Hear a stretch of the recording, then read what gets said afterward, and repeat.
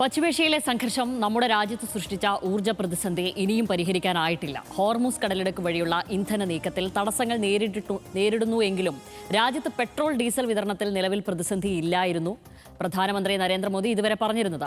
എന്നാൽ ഇന്നലെ നടന്ന സർവകക്ഷി യോഗത്തിലാകട്ടെ രാജ്യത്ത് ഊർജ്ജ പ്രതിസന്ധി ഇല്ലെന്ന നിലപാടാണ് കേന്ദ്ര സർക്കാർ സ്വീകരിച്ചത്. പക്ഷേ 2019 ശേഷം ആദ്യമായി ഇറാനിൽ നിന്നും എണ്ണ വാങ്ങാൻ ഇന്ത്യ തീരുമാനിച്ചുവെന്ന റിപ്പോർട്ടുകളും ഇതിനിടെ പുറത്തുവന്നു. രാജ്യത്ത് ഗ്യാസ് ലഭ്യത കുറഞ്ഞതോടെ രാജ്യത്തെ ഹോട്ടൽ മേഖലയടക്കം നേരിടുന്ന പ്രതിസന്ധിയും മാറ്റമില്ലാതെ തുടരുകയാണ്. പല നഗരങ്ങളിലും ഇപ്പോഴും പെട്രോൾ പമ്പുകൾക്ക് മുന്നിൽ വലിയ തിരക്കാണ് അനുഭവപ്പെടുന്നത്. ഇതിനിടെ സ്വകാര്യ പെട്രോളിയം കമ്പനിയായ നയാര എനർജി പെട്രോൾ ഡീസൽ വില വർദ്ധിപ്പിച്ചു.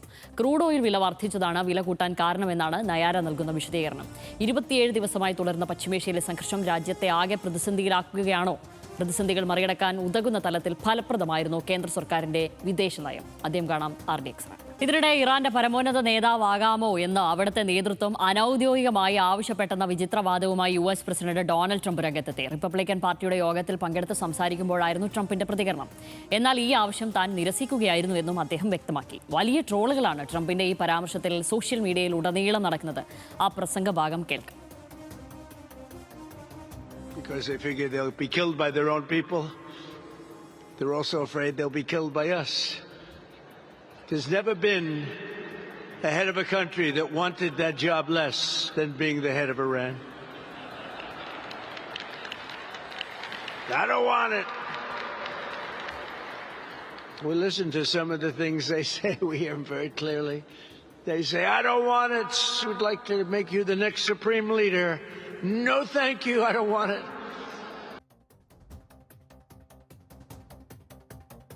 ഇന്ധന പ്രതിസന്ധിയെക്കുറിച്ച് അറിയണമെങ്കിൽ എന്റെ മന്ത്രാലയത്തിൽ വന്ന് ചോദിക്കണമെന്നും തെരുവിൽ പറയാൻ പറ്റില്ല എന്നുമാണ് മാധ്യമപ്രവർത്തകരുടെ ചോദ്യത്തിന് കേന്ദ്ര പെട്രോളിയം സഹമന്ത്രി സുരേഷ് ഗോപിയുടെ മറുപടി. Oil crisis, if you want to know, come to my ministry. It should be official, not on the streets. Sir, what Thank about you. the state elections? Harsh, പുതിയ ആയത്തുള്ളതാകുമോ എന്ന് ചോദിച്ചു എത്രേ ട്രംപിന്റെ അടുത്ത്. 2 ബൈറ്റ് കണ്ട ഞെട്ടലിലാണ്. ഒന്ന് ട്രംപ്, പിന്നാലെ സുരേഷ് ഗോപി എന്നുള്ള പ്രശ്നം. അതായത് ട്രംപിനെ ഈ സ്റ്റാൻഡപ്പ് കൊമേഡിയന്മാരുടെ ലിസ്റ്റിൽ വല്ലതും പെടുത്തണം എന്നുള്ളതാണ് എനിക്ക് തോന്നുന്നത്. കാരണം ഈ രാജ്യത്ത് ജനം ഈ രാജ്യത്തല്ല, ഈ ലോകത്ത് ജനം ഇങ്ങനെ ദുരിതം അനുഭവിക്കുമ്പോൾ അയാൾ എന്തൊക്കെയോ വിടുവായത്തം പറഞ്ഞിങ്ങനെ നടക്കുകയാണ്. തമാശ പറഞ്ഞ് നടക്കുകയാണ്. അതായത് അയാൾക്കൊരു സ്ട്രാറ്റജിയൊക്കെ ഉണ്ട്, അത് ഒരു സൈഡിൽ കൂടെ നടക്കുന്നുണ്ട്. പക്ഷേ മനുഷ്യൻ എന്നാണ് ഈ ദുരിതത്തിൽ നിന്നൊന്ന് കരകയറാൻ കഴിയുക എന്ന് ആലോചിച്ചിരിക്കുമ്പോൾ ഈ സൈസ് കോമഡി അടിച്ച് നടക്കുന്നു. അതായത് എന്താണ് യഥാർത്ഥത്തിൽ ട്രംപിന് സംഭവിച്ചുകൊണ്ടിരിക്കുന്നത്? ട്രംപ് 4 ദിവസം കൊണ്ട് അവസാനിപ്പിക്കാൻ ഇറങ്ങിത്തിരിച്ച യുദ്ധമായത്. അത് പിന്നെ 4 ആഴ്ചയായി. ഇപ്പം 4 ആഴ്ച കഴിഞ്ഞു. അതായത് അങ്ങനെ എളുപ്പത്തിൽ തീർക്കാവുന്ന തരത്തിലല്ല ഇപ്പോൾ കാര്യങ്ങൾ പോകുന്നത്. യുദ്ധവിജയം ഏതാണ്ടൊക്കെ നേടിക്കഴിഞ്ഞു. ആദ്യം റെജീം ചേഞ്ചാണ് ഞങ്ങളുടെ ലക്ഷ്യം എന്ന് പറഞ്ഞു. ഇപ്പോൾ റെജീം ചേഞ്ച് അല്ല ഞങ്ങളുടെ ലക്ഷ്യം. അതിനുശേഷം ഹോർമൂസ് കടലിടുക്ക് പൂർണ്ണമായി ഇറാൻ്റെ നിയന്ത്രണത്തിലാവുന്ന സ്ഥിതി വന്നു. അതിനെ രക്ഷിക്കാൻ വേണ്ടിയിട്ട് ഇപ്പോൾ ഞങ്ങളുടെ യുദ്ധക്കപ്പലുകളെല്ലാം പോകാൻ പോകുന്നു. ലോകത്തെല്ലാം ഉള്ള രാജ്യങ്ങളുടെ പേരുകൾ ഞങ്ങൾ ഇപ്പോൾ പ്രഖ്യാപിക്കും. എല്ലാവരും കൂടെ ഇപ്പം നമുക്കൊപ്പം അണിനിരക്കും എന്ന് പറഞ്ഞു. ആരും പോയില്ല. അപ്പോൾ ആ പ്ലാൻ പാളി. ഇപ്പോൾ അതുകൊണ്ട് എന്താണ്, ഇന്ത്യ അടക്കമുള്ള രാജ്യങ്ങൾ ദുരിതം അനുഭവിച്ചുകൊണ്ടിരിക്കുകയാണ്. ഇന്ത്യയുടെ കാര്യം എടുത്ത് നമ്മൾ നോക്കുമ്പോൾ എന്താണ് പ്രശ്നം? ഇന്ത്യക്ക് ഇതിൽ നേരിട്ടിരിക്കുന്ന തിരിച്ചടി എന്ന് പറയുന്നത് അത്ര ചെറിയ കാര്യമല്ല. ഒന്ന്, വിശ്വാസ്യതാ നഷ്ടം എന്നുള്ളതാണ് ഏറ്റവും വലിയ പ്രശ്നം. കാരണം ഇപ്പോൾ അന്താരാഷ്ട്ര തലത്തിൽ ദീർഘകാലം കൊണ്ട് രൂപപ്പെടുന്നതാണ് ഈ ഒരു പോളിസിയും അതുപോലെ തന്നെ ഓരോ രാജ്യങ്ങളോടുള്ള ഓരോ പ്രദേശങ്ങളോടുള്ള നിലപാടുമൊക്കെ. അതിപ്പോൾ ഒരു നയം ഒരു സർക്കാർ മാറുമ്പോഴോ അല്ലെങ്കിൽ ഏതെങ്കിലും ഒരു നേതാവ് മാറുമ്പോഴോ മാറുന്നതല്ല. അത് ഘട്ടം ഘട്ടമായി രൂപപ്പെടുത്തിയെടുക്കുന്നതാണ്. ഇപ്പോൾ ബ്രിക്സ് രാജ്യങ്ങൾ എന്നുള്ളത് ലോകത്ത് ഒരു പ്രധാനപ്പെട്ട ശ്രദ്ധാകേന്ദ്രമായി മാറിയ നീക്കമായിരുന്നത്. അമേരിക്ക അടക്കം സൂക്ഷ്മമായി നോക്കുന്നുണ്ട്. ട്രംപിനാണെങ്കിൽ തീരെ ഇഷ്ടപ്പെടുന്നില്ല അത്. കാരണം ഡോളറിൽ നിന്ന് വിനിമയം മാറ്റാനുള്ള ഏറ്റവും സുപ്രധാനമായ ചില ആലോചനകളിലേക്ക് ബ്രിക്സ് പോകുന്നു എന്നുള്ളത്. അതിൻ്റെ സ്ഥാപക അംഗമാണ് ഇന്ത്യ. ആ അംഗങ്ങളിൽ ഇന്ത്യ ഒഴികെ മറ്റെല്ലാ രാജ്യങ്ങളും ഇറാന് നേരെ നടന്ന ആക്രമണത്തെ എതിർത്തു, അല്ലെങ്കിൽ അതിലൊരു നിലപാടറിയിച്ചു. ഇന്ത്യ മിണ്ടിയില്ല. അതായത് എത്രയോ കാലം കൊണ്ടാണ് ബ്രിക്സ് എന്ന സങ്കല്പം വളർത്തിയെടുക്കുന്നത്. അതിന് ഒറ്റയടിക്ക് ആപ്പ് വെക്കുന്ന പണിയായിപ്പോയി എന്നുള്ള മട്ടിലല്ലേ നമുക്കതിനെ വിലയിരുത്താൻ പറ്റൂ. അപ്പോൾ ആ കാര്യത്തിൽ നമ്മുടെ വിദേശ നയം പിഴച്ചു, അല്ലെങ്കിൽ ആ സ്ട്രാറ്റജി പിഴച്ചു എന്ന് വിലയിരുത്തുന്നത് തെറ്റില്ല. അതുകൊണ്ട് എന്താ കാര്യം, വിശ്വസിച്ച് കൂടെ നിർത്താൻ കഴിയുമോ എന്നുള്ള അങ്കലാപ്പ് മറ്റ് അംഗരാജ്യങ്ങൾക്ക് സ്വാഭാവികമായിട്ടുണ്ടാകും. മറ്റുള്ളവർക്കുണ്ട്. ഇപ്പോൾ ഇറാനുമായിട്ടുള്ളത് എത്രയോ കാലം മുമ്പുള്ള ബന്ധമാണ്. ഇപ്പോൾ അവിടെ ഇന്ത്യ ഒരു തുറമുഖം നിർമ്മിച്ചുകൊണ്ടിരിക്കുകയായിരുന്നു. ഇന്ത്യക്ക് ആ വെസ്റ്റ് ഏഷ്യയിലേക്കുള്ള നേരിട്ടുള്ള ഒരു കവാടമായി ഇറാൻ പ്രവർത്തിക്കും എന്ന കാര്യത്തിൽ സംശയമില്ലായിരുന്നു. ഇന്ത്യ ഇറാനെ ഇന്ധനത്തിന് വേണ്ടി അത്രമേൽ ആശ്രയിക്കുന്നുണ്ടായിരുന്നു. ഇന്ത്യക്ക് വലിയ പദ്ധതികൾ അവിടെ ഉണ്ടായിരുന്നു. കാരണം എന്താണ്, വളരെ ദീർഘകാല പദ്ധതികളാണ് അവിടെ ഉണ്ടായിരുന്നത്. ഒറ്റയടിക്കാതില്ലാതെ വന്നത് പലതും. ഇനി ഇന്ത്യയിലേക്ക് അതിന്റെ കുറച്ച് ഡേറ്റകളുണ്ട്, അതും കൂടി ഒന്ന് നോക്കിയേക്കാം. 2019 മുമ്പ് വരെ ഇന്ത്യ പ്രധാനമായും ക്രൂഡ് ഓയിൽ ഇറക്കുമതി ചെയ്തത് ഇറാനിൽ നിന്നായിരുന്നു. ഇന്ത്യയുടെ മൂന്നാമത്തെ വലിയ സപ്ലയർ ആയിരുന്നു ഇറാൻ. 2019 മെയ് മുതൽ US ഉപരോധം ഏർപ്പെടുത്തിയതോടെ ഇറാനിൽ നിന്നും എണ്ണ വാങ്ങുന്നത് നിർത്തി. 2019 ശേഷം ഇന്ത്യയും ഇറാനും തമ്മിലുള്ള മൊത്ത വ്യാപാരം 87% വരെ കുറഞ്ഞതായും റിപ്പോർട്ടുകളുണ്ട്. ഇറാനിൽ നിന്നും വരുന്ന കപ്പലിലെ LPG ശേഖരം എത്രയെന്ന് റിപ്പോർട്ടുകളില്ല. 3 പൊതുമേഖലാ LPG വിതരണ കമ്പനികൾക്ക് ഇത് തുല്യ അളവിൽ വീതിച്ചു നൽകും. ഇറാനിൽ നിന്ന് രൂപയിലാണ് LPG വാങ്ങുന്നത് എന്നും റിപ്പോർട്ടുകൾ. ഡൊണാൾഡ് ട്രംപുമായി പ്രധാനമന്ത്രി നരേന്ദ്രമോദി കഴിഞ്ഞ ദിവസം സംസാരിക്കുകയും ചെയ്തിട്ടുണ്ട്. ഹോർമുസ് കടലിടുക്കിലൂടെ ഇന്ത്യൻ കപ്പലുകൾക്ക് സുരക്ഷിതമായി കടന്നുപോകാൻ ഇറാന്റെ അനുമതി. റഷ്യ, ചൈന, പാകിസ്ഥാൻ, ഇറാഖ് എന്നീ രാജ്യങ്ങളിൽ നിന്നുള്ള കപ്പലുകൾക്കും ഉപരോധമില്ല. ഈ രാജ്യങ്ങളുടെ അഭ്യർത്ഥന മാനിച്ചാണ് ഇറാൻ സായുധ സേന പ്രത്യേക സുരക്ഷ നൽകാൻ തീരുമാനിച്ചത്. സംഘർഷങ്ങൾക്കിടയിലും സൗഹൃദ രാജ്യങ്ങളുമായുള്ള ബന്ധം നിലനിർത്താൻ ഇറാൻ ലക്ഷ്യമിടുകയും ചെയ്യുന്നു. UAE-യിലേക്കുള്ള ഇറാൻ ആക്രമണത്തിൽ ഒരു ഇന്ത്യക്കാരൻ ഉൾപ്പെടെ 2 പേർ കൊല്ലപ്പെട്ടിട്ടുണ്ട്. UAE, കുവൈത്ത്, ബഹ്റൈൻ എന്നിവിടങ്ങളിൽ ഇന്നും ഡ്രോൺ മിസൈൽ ശ്രമങ്ങളൊക്കെ ഉണ്ടായിട്ടുണ്ട്. ഇറാനിൽ ഇതുവരെ 1937 പേർ കൊല്ലപ്പെട്ടതായി ആരോഗ്യ മന്ത്രാലയം റിപ്പോർട്ട് ചെയ്യുന്നു. ഇതുവരെ 1100 പേർ കൊല്ലപ്പെട്ടതായി ലെബനനിലെ ആരോഗ്യ മന്ത്രാലയവും റിപ്പോർട്ട് ചെയ്യുന്നുണ്ട്. ഇറാനിലെ IRGC നേവി മേധാവി അലി റിസ തങ്സിരി കൊല്ലപ്പെട്ടെന്ന് ഇസ്രയേൽ പറയുന്നു. സമാധാന ചർച്ചകൾക്കിടെ എണ്ണവില വീണ്ടും ഉയർന്നു. ബാരലിന് $107. അമേരിക്കയും ഇറാനും തമ്മിലുള്ള ചർച്ചയിൽ ഉൾപ്പെടുത്താൻ ഗൾഫ് രാജ്യങ്ങൾ ആവശ്യപ്പെട്ടു. അമേരിക്കയുമായി ചർച്ചയിലാണെന്ന് അംഗീകരിക്കാൻ ഇറാനിയൻ നേതാക്കൾക്ക് ഭയമാണെന്ന് US പ്രസിഡന്റ് ഡൊണാൾഡ് ട്രംപും പറയുന്നു. ഇതൊക്കെയാണ് അതിൽ മറ്റു കാര്യങ്ങൾ. അപ്പോൾ ഹർഷൻ പറഞ്ഞത് പറയുന്നു. അതാണ്. അപ്പോൾ അതായത് ഒന്നത് ആ നിലയ്ക്ക് വിദേശ രാജ്യങ്ങളുമായുള്ള ബന്ധത്തിൽ തീർച്ചയായും സമൂലമായ മാറ്റം ഈ ഒരു സംഭവത്തോടെ ഉണ്ടാകാൻ പോകുന്നു എന്നുള്ളതാണ്. അതുമാത്രമല്ല, ലോകം മുഴുവൻ പറഞ്ഞുകൊണ്ടിരുന്ന ഒരു കാര്യമുണ്ട്, എന്തായാലും ഇറാനെ ഇത്തവണ ഇസ്രായേൽ ആക്രമിക്കും എന്നുള്ളത്.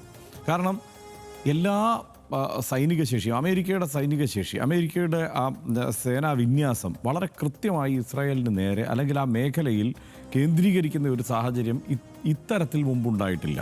നെതന്യാഹുവിനെ സംബന്ധിച്ചിടത്തോളം ഇപ്പോൾ കയറി അടിച്ചാൽ പിന്നെ അമേരിക്കയ്ക്കൊപ്പം നിന്ന് അടിക്കാതെ നേരെ നിവൃത്തിയില്ല. അമേരിക്ക പോലും അത് സമ്മതിക്കുന്ന സാഹചര്യം ഉണ്ടായല്ലോ.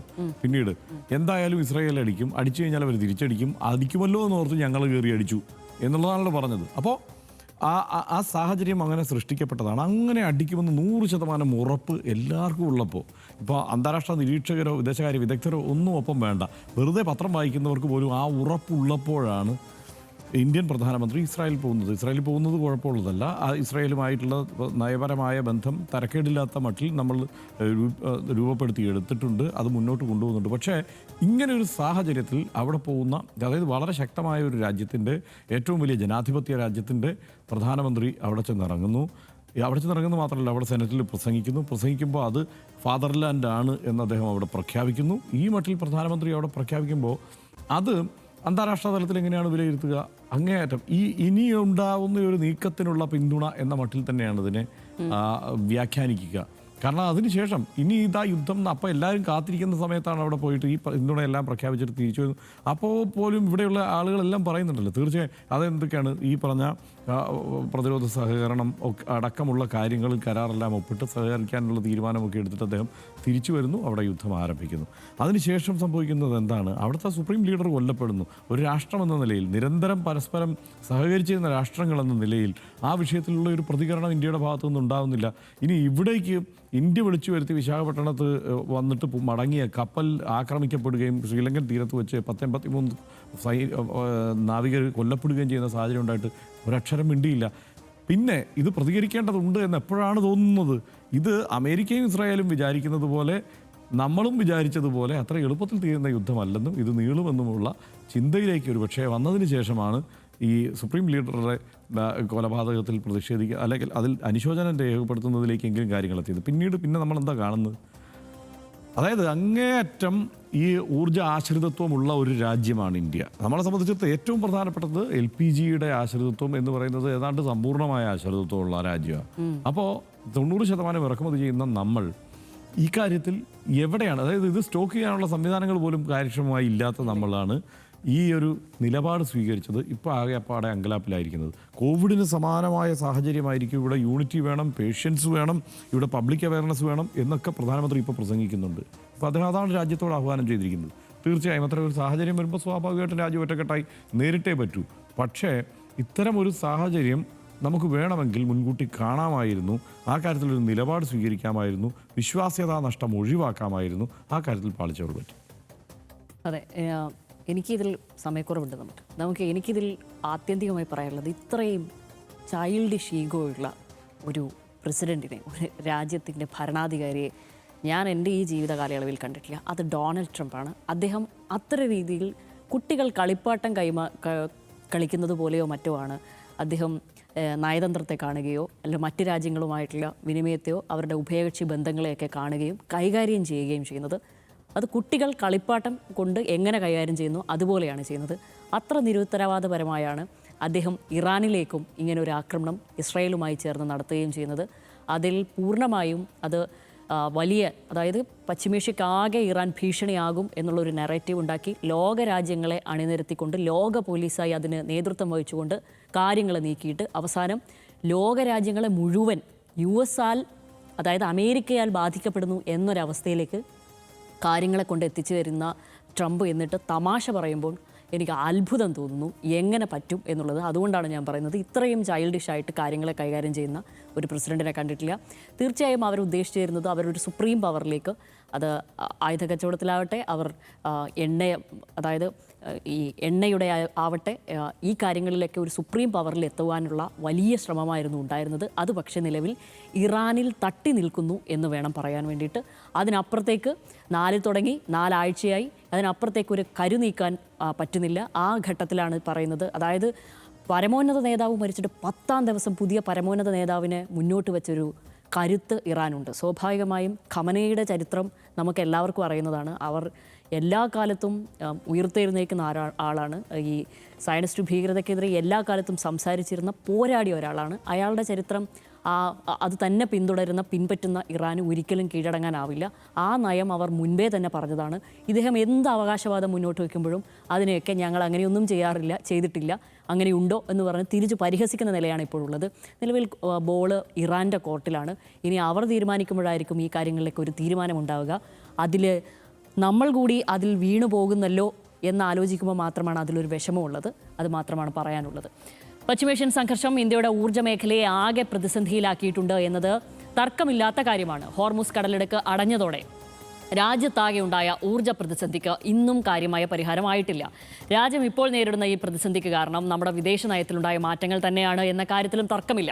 അമേരിക്കയുടെ ഉപരോധത്തോടെ 2019 ഇറാനിൽ നിന്നും ഇന്ധനം വാങ്ങുന്നത് നിർത്തിയ ഇന്ത്യ ഒടുക്കം വീണ്ടും ഇറാനിൽ നിന്നും LPG എത്തിക്കുകയാണ്.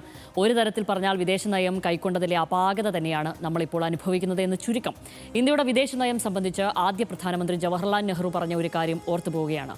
നീണ്ട പോരാട്ടത്തിനൊടുവിൽ നാം നേടിയ സ്വാതന്ത്ര്യം ഏതെങ്കിലും വിദേശ ശക്തിയിൽ നിന്ന് ലഭിച്ചേക്കാവുന്ന നേട്ടങ്ങൾക്ക് അടിയറ വയ്ക്കാനുള്ളതല്ല. ലോകത്തിൻ്റെ ഏതു കോണിൽ സ്വാതന്ത്ര്യത്തിനുമേൽ ഭീഷണി ഉയരുമ്പോഴും നീതിരഹിതമായ ആക്രമണം നടക്കുമ്പോഴും നിഷ്പക്ഷരാകലല്ല നമ്മുടെ നയം. യുദ്ധം ആരംഭിച്ച ട്രംപിന് പോലും കാര്യങ്ങൾ കൈവിട്ട സ്ഥിതിയിലാണ് ഇപ്പോഴത്തെ വാർത്തകൾ സൂചിപ്പിക്കുന്നത്. ഹോർമുസ് ഇങ്ങനെ അടഞ്ഞു കിടക്കുന്നതാണ് എല്ലാ രാജ്യങ്ങളെയും പോലെ തന്നെ അമേരിക്കയെയും പ്രതിസന്ധിയിലാക്കുന്നതെന്ന് വ്യക്തം. 27-ാം ദിവസത്തിൽ എത്തി നിൽക്കുന്ന യുദ്ധത്തിൽ ഇനി എന്തെല്ലാം പ്രതിസന്ധികളാകും ഉണ്ടാകാൻ പോകുന്നതെന്നാണ് ആശങ്കയോടെ ലോകം ഉറ്റുനോക്കുന്നത്.